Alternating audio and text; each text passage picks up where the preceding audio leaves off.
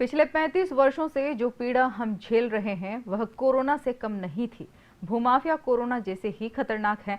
पहले भूमाफिया के कारण प्लॉट से वंचित रहे, अब कोरोना के चलते प्लॉट मिलने में देरी हो रही है। यह पीड़ा पिछले 35 वर्षों से संघर्ष कर रहे पुष्प विहार कॉलोनी के प्लॉट धारकों ने की।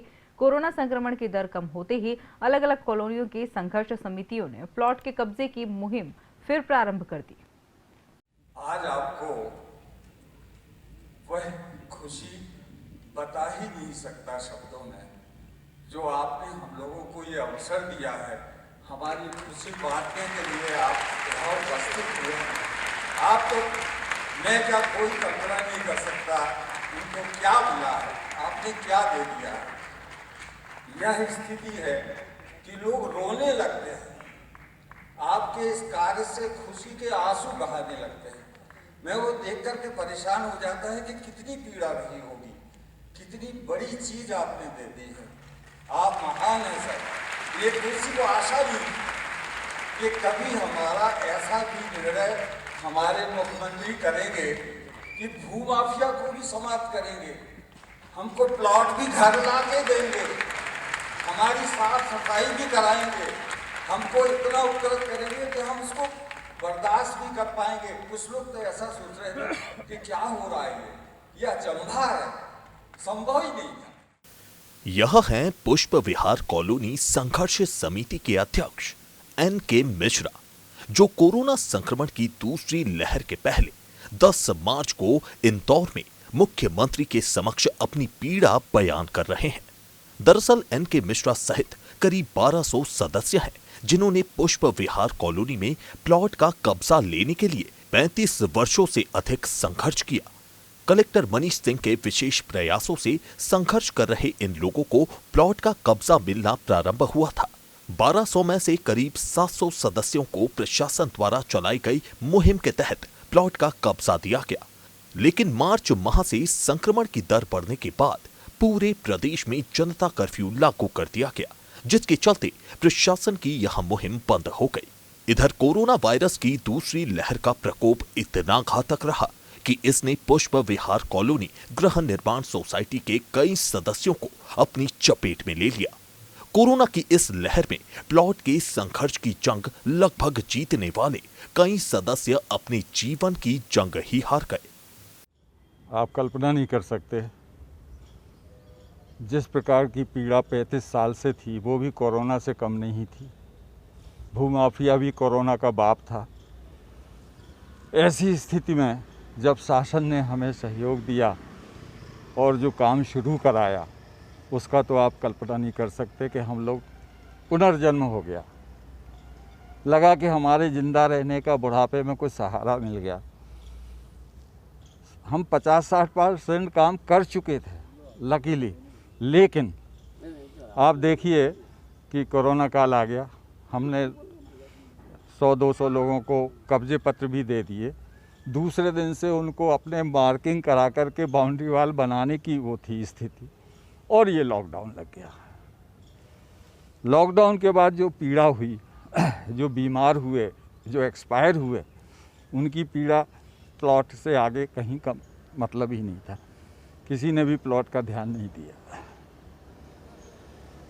लेकिन इस पीड़ा में हम लोगों को जो दर्द हुआ है, हमारे जो साथी गए हैं, जो इस प्लॉट का वाट जो रहे थे और वो चले गए, लेकिन उनमें से 2-3 केस इतने अच्छे हैं कि हमने प्लॉट का कब्जा दे चुके थे, वो बाउंड्री बनाने को आने वाले थे, और इन बिटवीन दूसरे दिन वो चले गए। हमसे फ़ोन पे भी बात हो गई कि कल से सर बाउंड्री वाल बनवा देना, और आप जुग जुग जियो, आपने मेरे को प्लॉट दिला दिया, लेकिन सुबह चले गए। अपने लोगों को खोने के बाद संघर्ष समिति ने कोरोना संक्रमण की दर कम होते ही फिर से अपनी लड़ाई प्रारंभ कर दी है। पुष्प विहार संघर्ष समिति के अध्यक्ष NK मिश्रा के अनुसार 300 लोगों को अभी भी कब्जा पत्र दिया जाना बाकी है। हम चाहते हैं कि जल्द से जल्द उन्हें कब्जा पत्र मिल जाए। प्रशासन चाहे तो टुकड़ों टुकड़ों में काम कर ले, लेकिन एक बार फिर से मुहिम प्रारंभ कर दे, ताकि प्लॉट की बांट जो रहे लोगों की आस न टूटे। आगे का मेरा यह है कि कब्जे सबको हो जाएं। 300 लोग मेरे कॉलोनी में बचे हैं, मार्किंग दोबारा ज़रूरी है। इस प्रकार से मार्किंग करा करके 10-15 दिन में हम चाहते हैं कि कब्जे और मार्किंग की समस्या ख़त्म हो जाए, क्योंकि हर विभाग का अधिकारी केवल मेरे लिए नहीं आएगा, मेरी कॉलोनी पे रोली नहीं डालता रहेगा। तो मैं अपने सदस्यों से भी कहूँगा कि एक लिमिटेड समय में आप अपना काम कर लो, चाहे पैसे हों ना हो, चाहे समय हो ना हो, कि शासन रोज़ सुबह आपके लिए खड़ा नहीं रहेगा। दूसरा निवेदन ये है कि 15 तारीख का आश्वासन मिला है, यदि 15 नहीं 16 जो भी हो शुरू हो जाए, आंशिक शुरू हो जाए। ऐसा ना हो कि 1 महीने बाद सुनेंगे, इतने में तो लोग हमारे बेहोश हो जाएंगे। बहुत बड़ी समस्या है, उनके आंखों के सामने उनका प्लॉट नहीं मिल पा रहा, इससे ज़्यादा पीड़ा भी नहीं। धन से भी गए, जान से तो जा ही रहे। ऐसा इस भावना से अगर प्रशासन दोबारा हमें उपयोग देता है मौका, तो लोग निहाल हो जाएंगे। जिला प्रशासन ने पुष्प विहार कॉलोनी में प्लॉट की मार्किंग भी की थी, लेकिन लगातार बारिश के बाद वह मार्किंग मिट चुकी है।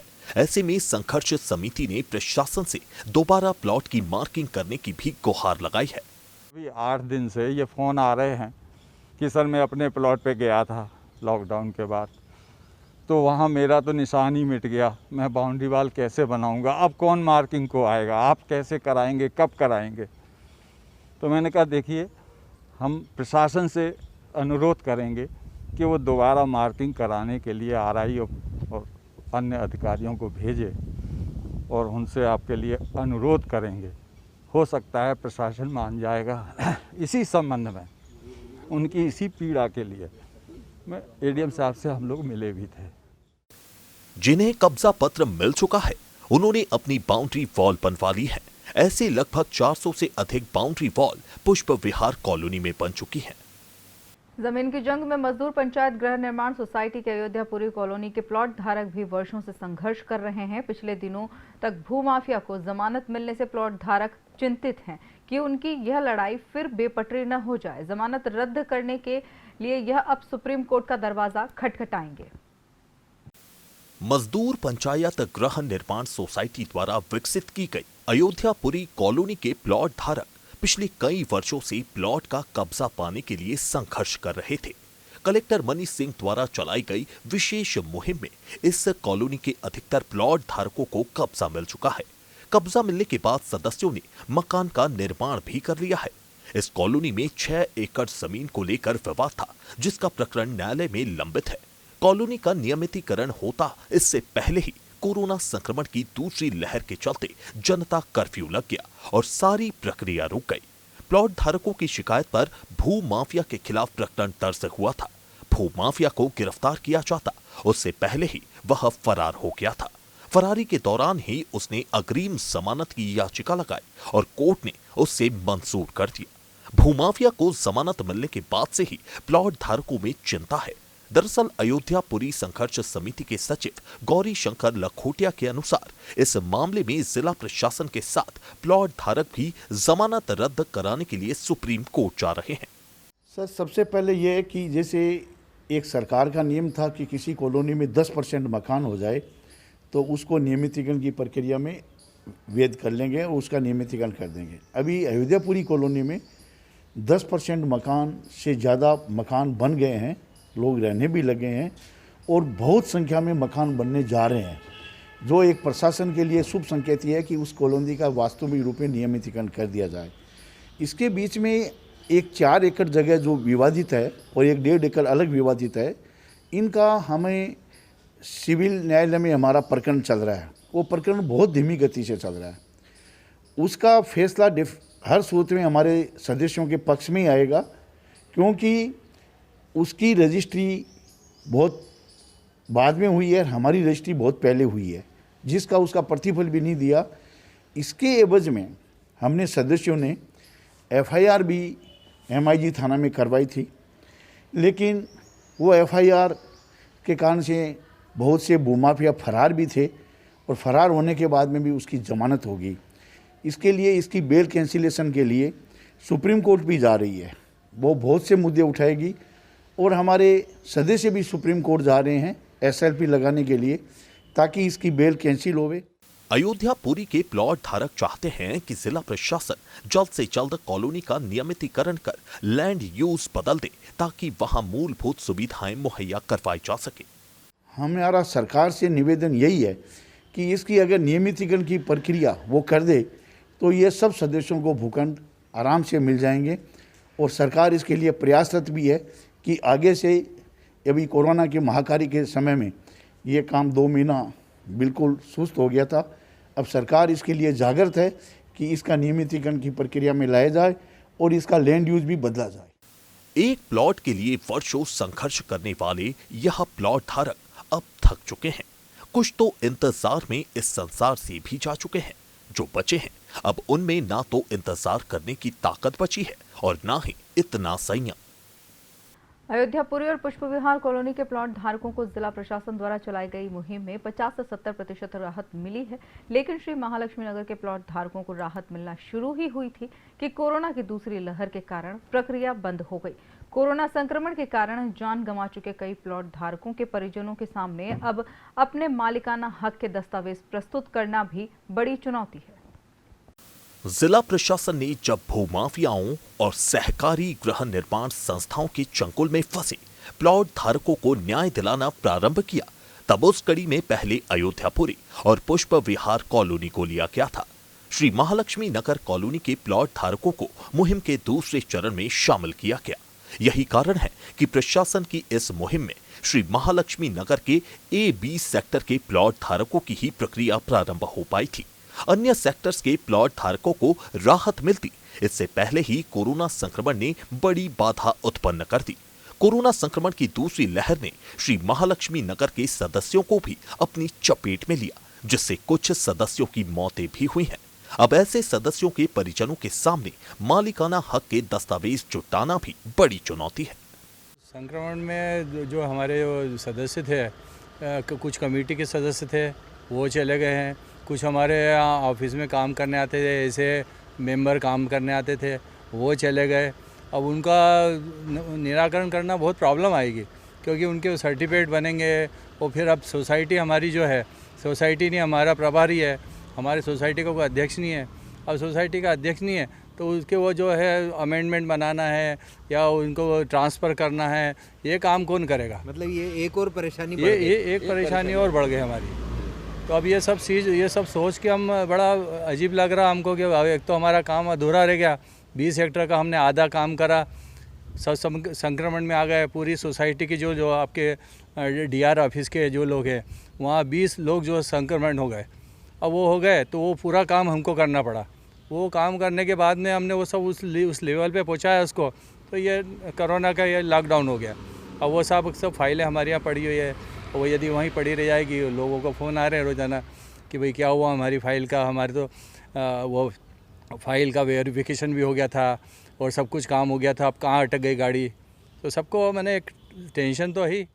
श्री महालक्ष्मी संघर्ष समिति के सुशील जौहरी के अनुसार A सेक्टर में 50 से 60 लोगों को कब्जे दिए गए हैं, जबकि B सेक्टर की पूरी तैयारी हो चुकी है। यदि अभी काम नहीं हुआ तो मॉनसून के 3 माह और काम रुका रहेगा। ऐसे में सदस्यों का धैर्य टूटता जा रहा है।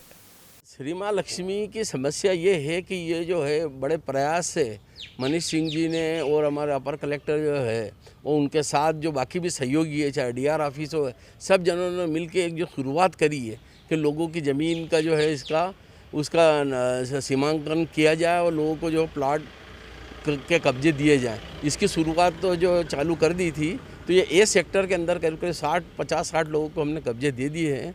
बाकी की भी तैयारी करी है, क्योंकि जो रजिस्ट्री हैं उसी के आधार पर और जो नक्शे पे जिन लोगों को जो प्लॉट जो अलाट करे हुए थे उसी आधार पे जो है ये काम चल रहा है। B सेक्टर की भी ये तैयारी कर ली है, उसके भी करीब जो है ना सब कुछ वेरिफिकेशन और ये हो चुका है।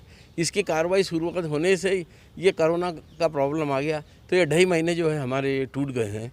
और अब हम ये चाह रहे हैं, क्योंकि ये मानसून का मौसम है और अगर मान लो ये 15-20 दिन में काम नहीं होगा तो ये फिर 3 महीने टलने की चांसेस है। इसलिए हम ये चाहते हैं कि ये काम जैसे जल्दी से जल्दी चालू हो जाए तो बाकी लोगों को भी राहत मिल जाए, क्योंकि 35 साल से सब जने जो है परेशान है इसके पीछे। श्री महालक्ष्मी नगर में भी सदस्यों ने 25 वर्ष की उम्र में प्लॉट खरीदे, लेकिन 62 वर्ष की उम्र पूरी होने के बाद भी वह प्लॉट का कब्जा पाने के लिए संघर्ष कर रहे हैं। अब देखना होगा कि प्रशासन इन सभी प्लॉट धारकों के आशियाना बनाने के सपने को कितनी जल्दी पूरा करता है। कैमरामैन नारायण जोशी के साथ प्रवीण सावंत की विशेष रिपोर्ट।